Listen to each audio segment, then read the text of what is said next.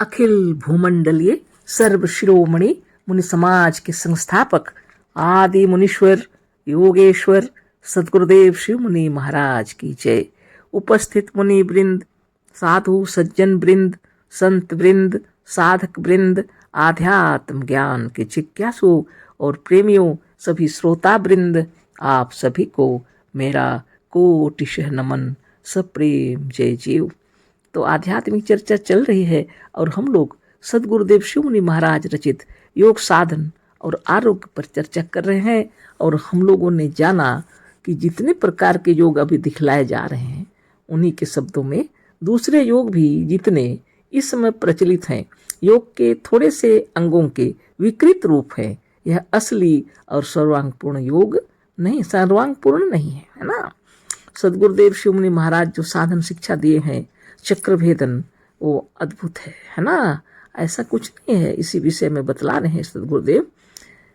किसी की योग प्रणाली में केवल ध्यान है, किसी में केवल आसन है, किसी में प्राणायाम है, किसी में केवल प्रत्याहार है, किसी में केवल यम नियम है, किसी में केवल षट कर्म है, किसी में केवल आज्ञा चक्र का साधन है, किसी में केवल अनाहत चक्र का साधन है, किसी में केवल मणिपुर चक्र का साधन है और किसी में केवल मूलाधार चक्र का साधन है। कोई कुंडलिनी को ही जगाने के फेर में पड़े हुए हैं, जिसका वर्णन किसी पतंजलि आदि प्राचीन योग के ग्रंथों में नहीं है, पुस्तक में दिए। पर मुनि समाज का यह योग सर्वांग पूर्ण असली योग है, जिसमें यम नियम, आसन, प्राणायाम, प्रत्याहार, धारणा, ध्यान और समाधि आदि 8 अंगों का और मूलाधार, स्वाधिष्ठान, मणिपुर, अनाहत, विशुद्ध और आज्ञा आदि 6 चक्रों का साधन है। इन 6 चक्रों का साधन और अष्टांग योग का साधन करते समय योगी अपने रूप में, अपने स्वरूप में या अपनी मूर्ति में स्थित होता है, कहीं अलग मंदिर, मस्जिद, गिरजा या किसी तीर्थ स्थान में नहीं। रूप का अर्थ है मूर्ति, अतः स्वरूप का अर्थ है अपनी मूर्ति या अपना शरीर। योग में किसी भी दूसरे के शरीर का ध्यान, पूजा या उपासना नहीं होता, चाहे वह कोई देवता, देवी, भूत प्रेत, मनुष्य या ईश्वर ही क्यों न हो। इन सब का ध्यान करने पर मनुष्य ईश्वरस्थ होगा, देवस्थ होगा, भूतस्थ होगा या प्रेतस्थ होगा, स्वरूपस्थ नहीं होगा।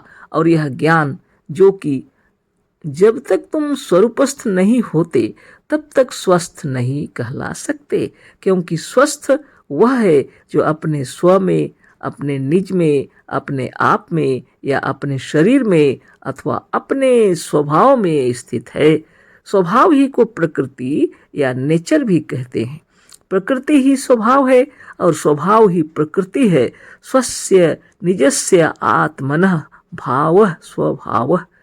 अपने निज का, अपने आप का, अपने स्व का जो भाव, भावना, विचार, शुद्ध मन अथवा अंतःकरण की ही स्वभाव है।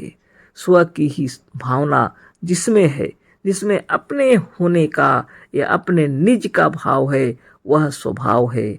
अपने चेतन जीव की चेतनता, भाव, भावना, यह अंतःकरण ही स्वभाव है। जिसमें अपने स्व का भाव या अपने होने का ज्ञान नहीं है, जिसमें अपने अस्तित्व का ज्ञान नहीं है, ऐसे जड़ तत्वों या उसके अणुओं के समूहों का नाम स्वभाव या प्रकृति नहीं है। पर इधर बहुत दिनों से प्रकृति नाम केवल जड़ तत्वों का पड़ गया है, जो कि ठीक नहीं है ना। धन्य धन्य सदगुरुदेव शिव मुनि महाराज की जय। संक्षिप्त में हम बोल रहे हैं, है ना। सदगुरुदेव की वाणी को मतलब अपने जो योग साधन सदगुरुदेव दिए हैं, इसमें हम लोग जो साधन करते हैं, इसमें सर्वांग पूर्ण यही साधन है, क्योंकि यम नियम, आसन, प्राणायाम, प्रत्याहार, धारणा, ध्यान और समाधि 8 अंगों का साधन होने लगता है। चक्रभेदन का विधान ऐसा बनाए हैं गुरुदेव कि जब से आप उठे तब से शुरू हो जाता है। यम नियम, आसन सब प्राणायाम प्रत्याहार धारणा ध्यान और समाधि संपूर्ण साधन करते करते अष्टांग योग का पालन हो जाता है। संपूर्ण पूरी तरह से, है ना। और कोई जगह बाकी नहीं रहता। मूलाधार, स्वाधिष्ठान, मणिपुर, अनाहत, विशुद्ध और आज्ञा आदि 6 चक्र का साधन इसमें हो जाता है। 6 चक्र है ये हमारे शरीर के अंदर, है ना। 6 चक्रों का साधन जब आप अष्टांग योग का साधन करेंगे, आप खुद महसूस करेंगे कि आप उस वक्त जिस समय आप साधन करते हैं अपने ही शरीर के अंदर, अपने ही इस मूर्ति के अंदर में स्थित होते हैं। उसमें आपका मन कहीं बाहर नहीं रहता। और गुरुदेव का कहना है अपने में स्थित होना ही स्वरूपस्थ होना है ना। तो सदगुरुदेव का हिसाब से देखिए, मूर्ति अतः स्वरूप का अर्थ है अपनी मूर्ति या अपना शरीर। योग में किसी भी दूसरे के शरीर का ध्यान, पूजा या उपासना नहीं होता, चाहे वह कोई देवी देवता, भूत प्रेत, मनुष्य या ईश्वर ही क्यों ना हो। इनका ध्यान करने पर मनुष्य ईश्वरस्थ होगा, देवस्थ होगा, भूतस्थ होगा या प्रेतस्थ होगा, स्वरूपस्थ नहीं होगा। और यह ज्ञान जो कि अब तक, है ना, जब तक तुम स्वरूपस्थ नहीं होते, यह ज्ञान जब तक तुम स्वरूपस्थ नहीं होते तब तक स्वस्थ नहीं कहला सकते, स्वस्थ भी नहीं कहला सकते। क्योंकि स्वस्थ वह है जो अपने स्व में, अपने निज में, अपने आप में या अपने शरीर में अथवा अपने स्वभाव में स्थित है। स्वभाव ही को प्रकृति या नेचर भी कहते हैं, है ना। लेकिन आजकल लोग किसको भी प्रकृति कहते हैं, है ना। ये भी देखिए प्रकृति ही स्वभाव है और स्वभाव ही प्रकृति है। स्वस्य निजस्य आत्मना भाव स्वभाव, अपने निज का, अपने आप का या अपने स्व का जो भावना, विचार, शुद्ध मन अथवा अंतःकरण ही स्वभाव है। स्व की भी भावना जिसमें है, जिसमें अपने होने का या अपने निज का भाव है, वह स्वभाव है। अपने चेतन जीव की चेतनता, भावना या अंतःकरण ही स्वभाव है, जिसमें अपने स्व का भाव या अपने होने का ज्ञान नहीं है, जिसमें अपने अस्तित्व का ज्ञान नहीं है। ऐसे जड़ तत्वों या उसके अणुओं के समूहों का नाम स्वभाव या प्रकृति नहीं है, पर इधर बहुत दिनों से प्रकृति नाम केवल जड़ तत्वों का पड़ गया है, जो ठीक नहीं है ना। बहुत गंभीर बात है ना। स्वभाव तो अपने भीतर में, अपने अस्तित्व में है। अपने हैत्व का भाव जहाँ पर है, अपने अहम अस्मि का स्फुरण जहाँ पर हो रहा है। सदगुरुदेव कह रहे यह हमारा स्वभाव है, चेतनता। लेकिन आज लोगों के हृदय के अंदर में ये वृत्तियां अलग रूप में भी चल रही हैं। बाहर की प्रकृति, बाहर के आकाश, अग्नि, जल, वायु और मिट्टी, यह जो दिख रहा है, जिसमें जड़ है, जिसमें अपना भाव नहीं है, इसको भी लोग क्या कहने लगे हैं, प्रकृति। गुरुदेव के कहने के शब्दों में ऐसे जड़ तत्वों या उसके अणुओं के समूहों का नाम स्वभाव या प्रकृति नहीं है, पर इधर बहुत दिनों से प्रकृति नाम केवल जड़ तत्वों का पड़ गया है, जो ठीक नहीं है। अब आप विचार कीजिए।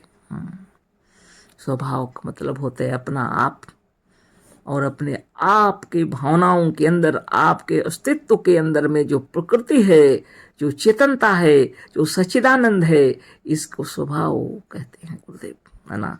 यह आपका स्वभाव है, लेकिन इसकी प्रकृति कहते हैं, इसको नेचर कहते हैं। तो नेचर और प्रकृति कहने से आज मनुष्य की विचारधारा के अंदर बाहर जगत में हम लोग देखने लग जाते हैं।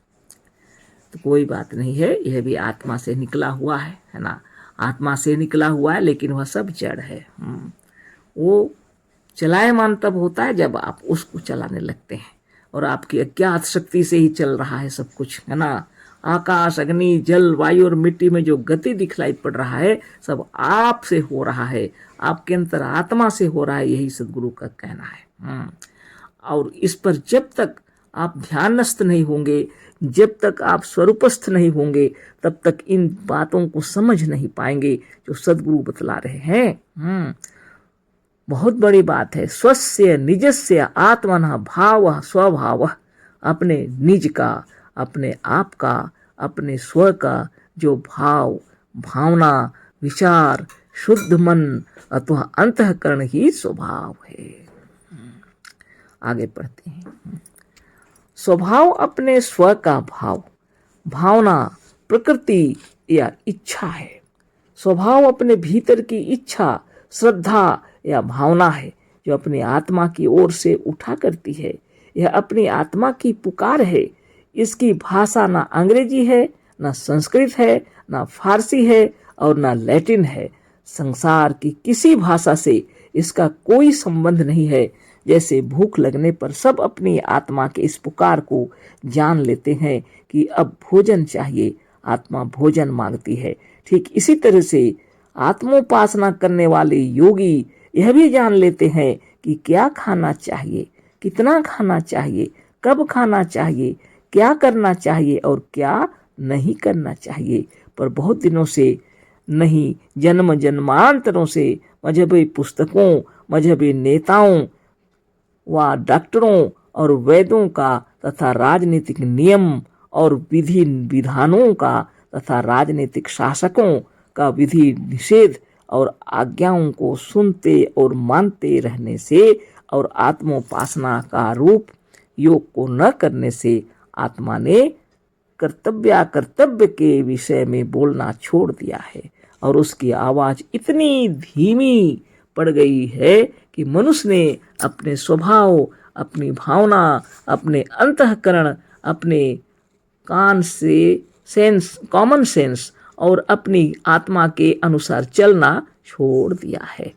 और इन अयोग्यों को आत्मा के शब्द स्पष्ट रूप में सुनाई देते हैं और न उन अयोग्यों को ही सुनाई देते हैं। अतः मनुष्य मजहब के अनुसार चलता है, मजहबी नेताओं और पुस्तकों के अनुसार चलता है, मजहबी नेताओं, डॉक्टरों, वैद्यों और राजनीतिक पुरुषों के अनुसार चलता है। मतलब यह है कि अपने स्व को छोड़कर दूसरों के अनुसार चलता है। इसलिए स्वस्थ नहीं, स्वस्थ तो वह है जो अपने स्व के अनुसार चलता है और अपने स्व की ही उपासना करता हुआ अपने स्व में स्थित होकर स्वस्थ है या स्वरूपस्थ है।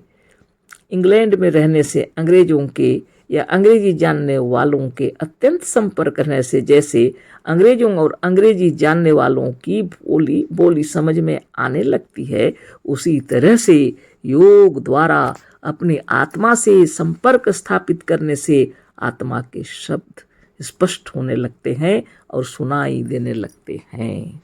बहुत बड़ी शक्ति आपके अंदर है जिससे आप भटक गए हैं, हम सब लोग भटक गए हैं। इसलिए सद्गुरुदेव कह रहे हैं फिर से अपनी ओर आना पड़ेगा। योग साधन वही है कि हम अपने स्वयं से हट गए हैं, अपने स्वरूप से हट गए हैं, तो फिर योग द्वारा अपने भीतर की ओर आना होगा, है ना। इसको तो हम पढ़ दिए, कल इस पर चर्चा करेंगे, समय ज़्यादा हो गया है। आप भी विचार कीजिए, है ना।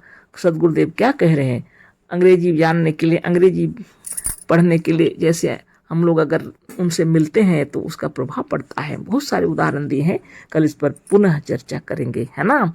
पढ़ करके छोड़ दिए हैं, आप भी विचार कीजिए। तो नित्य योगाभ्यास करने से हम लोग अपनी आत्मा की आवाज़ सुन सकेंगे, है ना। इस पर विशद चर्चा होगी कल। इतना ही अभी करते हैं। अशेष धन्यवाद, कोटिशः नमन, सप्रेम जय जीव। सद्गुरुदेव शिव मुनि महाराज की जय।